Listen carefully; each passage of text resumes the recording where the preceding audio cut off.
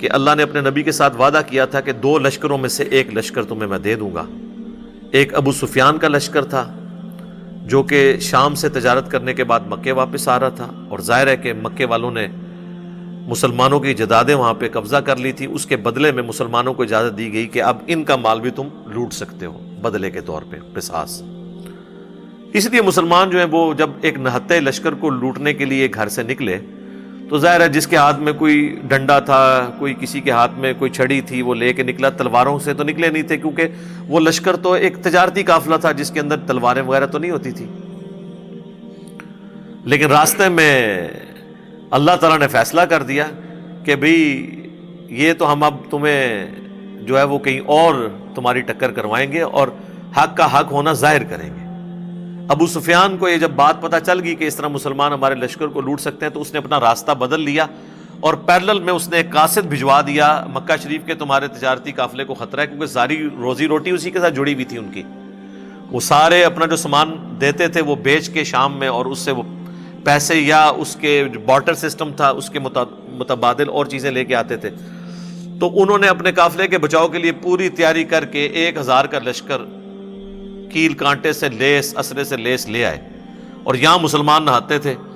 اب مسلمانوں کے سامنے آفر تھی، قرآن نے کہا کہ تمہارا تو دل تھا کہ تم تجارتی قافلے کو لوٹتے، لیکن اللہ تعالیٰ ان 313 نہتے مسلمانوں کو ٹکروانا چاہتا تھا ان 1000 اسلحے سے لیس لوگوں کے ساتھ، تاکہ اللہ تعالیٰ اسے یوم الفرقان، حق اور باطل کی جیت کا جو فرق ہے، جو حق اور باطل کا فیصلہ کر دے کہ حق جو ہے وہ اس کی جیت ہے اور باطل کی شکست ہے۔ یہ نہیں تھا کہ وہ بالکل ہی اتنے گئے گزرے تھے کہ وہ بیچارے ایک تلوار بھی گھر سے نہیں لا سکتے تھے۔ یہ جو ہمارا پریزنٹ کیا جاتا ہے نا کہ وہ شاید کو بہت غریب تھے، وہ پیچھے ریزن یہ تھی کہ وہ جو تلواریں ان کے پاس نہیں تھی، کیونکہ وہ اس لیے سے تو گئے نہیں تھے۔ تو غیبی مدد آئی اور اللہ تعالیٰ نے فرشتوں کے ذریعے ان کے لشکر کو ملیا میٹ کیا۔ اب اس چیز کا غصہ ان کے اندر موجود تھا، کیونکہ عرب کے لوگ اتنے جنگجو اور قریش کے لوگ جنگجو، اور پھر ان کی ایک عزت، پورے عرب میں ان کا قافلہ کوئی لوٹتا نہیں تھا کہ یہ کعبے کے متولی ہیں، گدی نشین ہیں، خانقاہ نشین ہیں، اور مختلف قبائل کے بت بھی خانہ کعبے میں رکھے ہوتے تھے۔ ان کو یہ بھی ڈر ہوتا تھا کہ اگر ہم نے ان کا قافلہ لوٹا تو یہ ہمارے بت اٹھا کے ہمارے خداؤں کو، بزرگان دین کو اٹھا کے باہر پھینک دیں گے، تو ہمارے بزرگوں کی یہ توہین کر دیں گے۔ تو وہ اس ڈر سے قافلے نہیں تھے قریش کے لوٹے جاتے، یعنی یہ شاہی خاندان تھا پورے عرب کے اندر۔ اب اس شاہی خاندان کی اس طرح مٹی پلید ہو نہتے مسلمانوں کے ہاتھوں، جو خود بھی قریش میں سے تھے، مسلمان بھی ظاہر ہے قریش میں سے تھے، مہاجرین، تو اس شکست کا بدلہ وہ لینا چاہتے تھے۔ 70 بڑے بڑے سردار ان کے قتل ہو گئے تھے، جس میں ٹاپ آف دا لسٹ ابو جہل بھی مارا گیا تھا بدر کے اندر۔ مکے کا کوئی گھر ایسا نہیں بچا تھا جس میں کوئی میت نہ ہو۔ 1 سال انہوں نے پوری تیاری کی کہ ہم نے یہ بدلہ اتارنا ہے۔ 3 ہجری میں پھر وہ بدلہ اتارنے کے لیے پوری تیاری کے ساتھ 3000 کا لشکر لے کے آئے وہ، اور اس دفعہ وہ آتے ہوئے عورتوں اور بچوں کو بھی ساتھ لے کے آئے کہ اگر ہم بھاگنے لگے تو ہمیں اس چیز کا ڈر ہوگا کہ ہمارے بچے اور ہماری عورتیں مسلمانوں کے ہاتھ لگ جائیں گی، تو ہمیں اس غیرت کی وجہ سے جان تو ہم دے دیں گے لیکن ہم پیچھے نہیں ہٹیں گے۔ اور اس دفعہ ان کے لشکر میں حضرت خالد بن ولید بھی شامل تھے، جو غزوہ بدر میں شامل نہیں ہو سکے تھے کیونکہ ابو جہل نے انہیں پیچھے مکے کے اندر سردار کے نائب کے طور پہ چھوڑا تھا، اور ابو جہل چونکہ اب مارا جا چکا تھا، اس دفعہ لشکر کی سربراہی جو ہے وہ ابو سفیان کے ذمہ آئی۔ اب یہ اللہ کا کرنا ہے کہ بعد میں حضرت ابو سفیان نے بھی، حضرت خالد بن ولید نے بھی، دونوں نے اسلام قبول کر لیا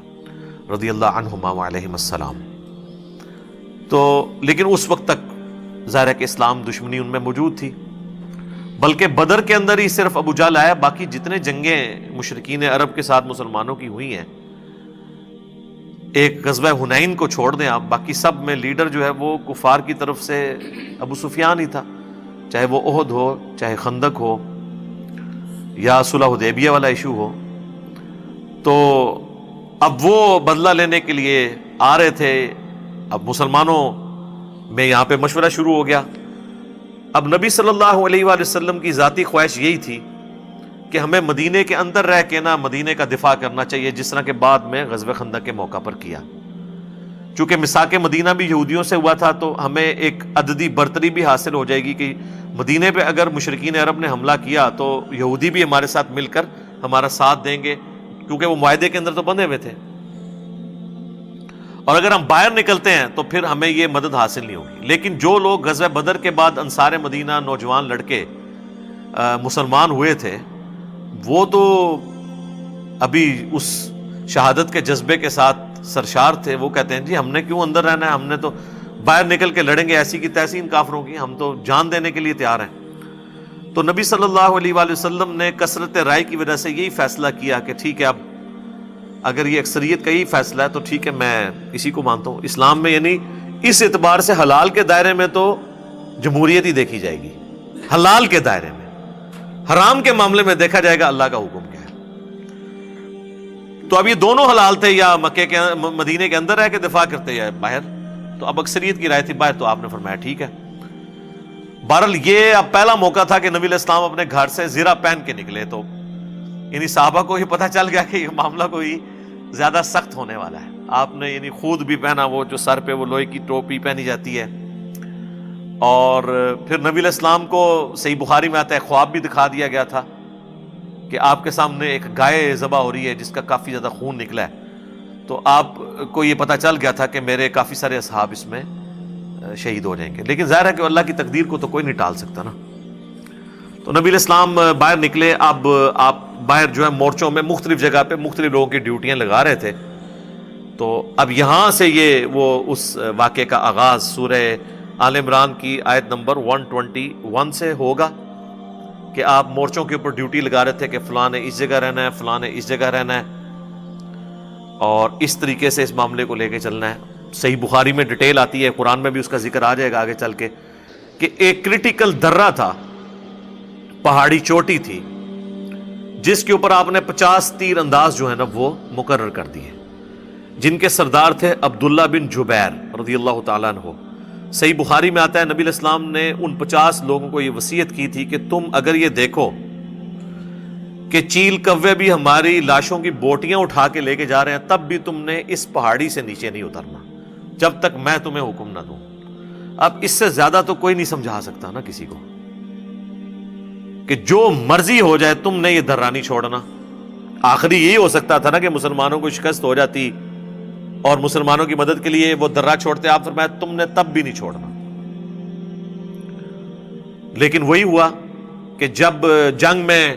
مسلمانوں کا پلڑا بھاری ہوا تو کافر میدان جنگ چھوڑ کے بھاگ گئے، اور مسلمان جو ہے وہ ان کا پیچھا کرنا شروع ہو گئے، مال غنیمت جمع ہونا شروع ہو گیا۔ قرآن میں بھی اس کا ذکر آئے گا، بخاری میں ڈیٹیل کے ساتھ موجود ہے۔ تو وہ جو 50 تیر انداز تھے نا، انہوں نے وہ پہاڑی جو چوٹی تھی، وہ آج بھی آپ غزوہ احد کے شہداء کا جو قبرستان ہے اس کے پاس وہ آج بھی درہ موجود ہے۔ وہ پہاڑی چوٹی جو ہے چھوٹی سی، اس پہ میں خود بھی چڑھا ہوں، آپ چڑھ سکتے ہیں، اتنی اونچی نہیں ہے، وہ انہوں نے چھوڑ دی ہے۔ اگرچہ جو ان کے لیڈر تھے عبداللہ ابن جبیر، وہ چیختے رہے کہ اللہ کے نبی نے منع کیا تھا، صرف 15 بندے اس کے ساتھ رہے، باقی 35 لوگ جو ہے مال غنیمت جمع کرنا شروع ہو گئے۔ اور انہوں نے یہ اجتہاد کیا کہ یہ جو حضور نے فرمایا تھا تو اس صورت میں تھا جب مسلمانوں کو شکست ہوتی ہے، اب تو ہمیں فتح ہو گئی ہے، یعنی اپنی طرف سے اجتہاد کر لیا، حالانکہ حضور نے فرمایا تھا میرے حکم کا انتظار کرنا ہے۔ اس سے پتہ چلا کہ اجتہاد اگر صحابہ بھی کریں اور وہ کتاب و سنت سے ٹکرائے تو اس کی کوئی اہمیت نہیں ہے، تو بابے تو اپنے بوجھ سنبھال کے رکھو، تو بزرگ بھی بوجھ سنبھال کے رکھو۔ اچھا، اب وہی ہوا، خالد ابن ولید کی عقابی نظروں نے یہ دیکھ لیا، چونکہ وہ تھے کیولری کے سردار، یعنی ایک تو پیدل فوج ہوتی ہے نا، ایک گھوڑوں والی فوج، وہ تھے گھوڑوں والی فوج کے اوپر، اور یہاں سے یہ سارے ان کی فوج جب بھاگ کے جا رہی تھی کہ بھی ہم تو شکست کھا گئے، انہوں نے جب دیکھا نا کہ اس نے درہ چھوڑ دیا ہے، اور ان کو یہ پتا تھا کہ اس پہاڑی کے پچھلی سائڈ کے اوپر راستہ ہے، پیچھے سے لا کے ہم ان پہ حملہ کریں تو مسلمانوں کی فوج کو ہم سینڈوچ بنا دیں گے، پیچھے اس طرف سے کیولری کا حملہ ہو جائے گا، یعنی گھوڑوں کے اوپر، ادھر سے آلریڈی ہماری فوج موجود ہے جو بھاگ رہی ہے، تو ان کو ہم جو ہے نا وہ دونوں فوجوں کے درمیان ان کو پیس دیں گے۔ بس وہی ہوا، خالد بن ولید نے آ کے نا اس پہاڑی کے پیچھے سے حملہ کیا۔ اب ظاہر ہے کہ مسلمان تو ابھی وہ وہ تو سامان سمیٹ رہے تھے کافروں کا مال غنیمت،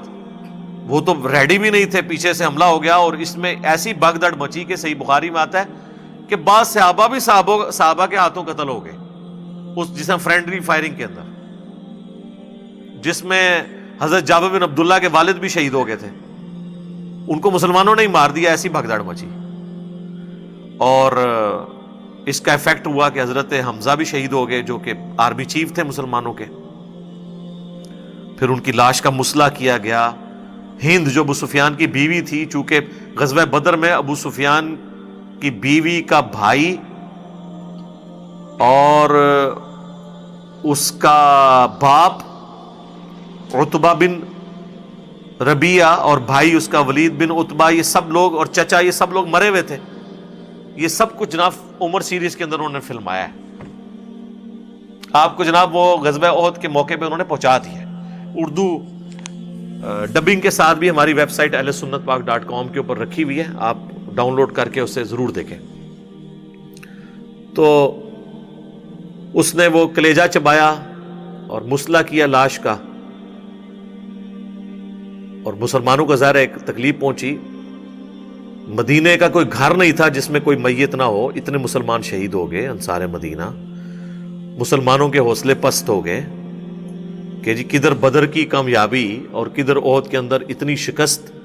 کہ سب سے بڑھ کر کے اللہ کے نبی علیہ السلام کی بھی شہادت کی خبر مشہور ہو گئی، قرآن میں اس کا بھی ذکر آئے گا۔ حتیٰ کہ کئی صحابہ نے تلواریں پھینک دی کہ اب تو حضور ہی فوت ہو گئے، اب ہم نے کس کے لیے لڑنا ہے؟ تو اللہ نے فرمایا کہ بھئی نبی تو پہلے بھی گزرے ہیں، اگر نبی علیہ السلام فوت ہو جائیں یا جنگ میں قتل کر دیے جائیں تو کیا تم اپنے دین سے الٹے قدم پھر جاؤ گے؟ ایسا تو نہیں ہے، اللہ تعالیٰ تو زندہ ہے اور اس کے دین کو لے کے چلنا ہے۔ اللہ تعالیٰ کا دین نبیوں کا محتاج تو نہیں ہے، نبی تو آئے اور چلے گئے، دین تو ہمیشہ رہنا ہے۔ تو نبی علیہ السلام کے 4 مبارک دان یہ شہید ہو گئے، کیونکہ آپ پہ ایسا حملہ ہوا کہ وہ آپ کا اپنا جو خود اوپر وہ لوہے کی ٹوپی پہنی تھی اس کے کنگرے جو ہے نا یوں اندر گال سے اندر چلے گئے، یہ دانت ٹوٹ گئے اور اتنا خون بہا کہ صحابہ کو لگا کہ بھئی حضور تو فوت ہو گئے۔ پھر بخاری مسلم میں آتا ہے کہ حضرت علی اور حضرت فاطمہ نے حضور کا زخم دھویا، اور حضرت علی ڈھال کو الٹا کر کے اس میں پانی لے کے آئے، حضرت فاطمہ نے زخم دھویا۔ پھر حضرت فاطمہ نے سلام اللہ علیہا جب خون نہیں رکتا تھا تو انہوں نے ایک کپڑا جلا کے کاٹن کا اس کی راکھ رکھی، اس سے خون رکا۔ پھر آہستہ آہستہ یعنی معاملات سیدھے ہوئے۔ اسی دوران حضرت طلحہ جو ہیں وہ اپنے ہاتھوں کے اوپر وہ تیر روکتے رہے جو نبی علیہ السلام کی طرف آ رہے تھے، ان کے ہاتھ جو ہے وہ ایک شل ہو گیا، پوری زندگی ان کا ایک ہاتھ یعنی ان کا نہیں تھا، اسی میں ہی ہوا اور جنت کما لی انہوں نے۔ اسی طریقے سے کئی انصاری صحابہ جو ہیں وہ حضور کو بچاتے بچاتے شہید ہو گئے یکے بعد دیگرے۔ اور پھر اسی دوران نبی علیہ السلام نے اور چند اصحاب نے جو آپ کے ساتھ تھے، حضرت ابوبکر، عمر، عثمان تو نہیں تھے، حضرت عثمان تو اس بھگدڑ میں جو ہے وہ فتنے کا شکار ہو گئے، فتنہ پنجابی والا نہیں، عربی والا، آزمائش کا۔ حضرت ابوبکر، عمر اور علی اور باقی چند سینئر صحابہ 12 کے قریب جو تھے حضور کے ساتھ تھے۔ تو پھر آپ پہاڑ کی طرف چڑھ گئے، اور ادھر خالد بن ولید تو کہنے لگا کہ بھئی اب کام ان کا ختم ہی کر جائیں تاکہ مسئلہ ختم ہو جائے۔ ابو سفیان نے کہا کہ نہیں، یہ پہاڑ کے اوپر ہے، ہم اگر ان کا پیچھا کریں گے، یہ اوپر سے صرف پتھر بھی مارنا شروع کریں تو ہمیں نقصان ہو سکتا ہے، ہم نے بدلہ لینا تھا، لے لیا۔ تو پھر وہ واپس چلے گئے۔ پھر حضور علیہ السلام نے صحیح بخاری میں آتا ہے بعض اصحاب کو پیچھے بھیجا کہ تم نے جا کے اب ان کا تعاقب کرنا ہے، ایسا نہ ہو یہ پھر پلٹ کے واپس آ جائیں۔ تو اور یہ بھی ایک بہادری کی علامت تھی۔ پھر وہ پیچھا کرنے والے اصحاب میں بڑے بڑے صحاب حضرت علی اور باقی لوگ تھے جو پیچھے تک گئے، ان کے لیے بھی قرآن میں پھر اللہ تعالیٰ کی طرف سے آیا کہ یہ لوگ تھے جنہوں نے حضور کا ساتھ دیا اور کافروں پہ رعب ڈال دیا، پھر وہ واپس مڑ کے انہوں نے دیکھا نہیں ہے۔ اور بہرحال اس میں کئی ایک غلطیاں ہوئیں جس کا خمیازہ پھر مسلمانوں کو بھگتنا پڑا، حتیٰ کہ جو حضور علیہ السلام کے دانت شہید ہوئے اس وقت آپ علیہ السلام کی مبارک زبان سے بھی ایک بات نکلی کہ اللہ ایسی قوم کو کیسے ہدایت دے سکتا ہے جنہوں نے اپنے نبی کا چہرہ خون سے رنگ دیا۔ تو اللہ تعالیٰ نے سب سے پہلے جب گرفت فرمائی تو اپنے محبوب کے اوپر فرمائی، لیس لک من الامر شیء، اے نبی آپ کو کوئی اختیار نہیں ہے کسی معاملے میں، اللہ چاہے تو ان کو معاف بھی کر دے۔ اور وہی خالد بن ولید جس کی وجہ سے حضور کے دانت شہید ہوئے، اسی مبارک زبان سے خالد بن ولید کے لیے سیف اللہ کا لقب ملا اور وہ مسلمان بھی ہو گئے. تو یہ سارا میں نے ایک بلو پرنٹ آپ کے سامنے رکھ دیا ہے. اب آپ یہ آیات ہم جلدی جلدی کور کریں گے تو آپ کو اندازہ ہو جائے گا کہ میں نے جتنی باتیں بتائی ہیں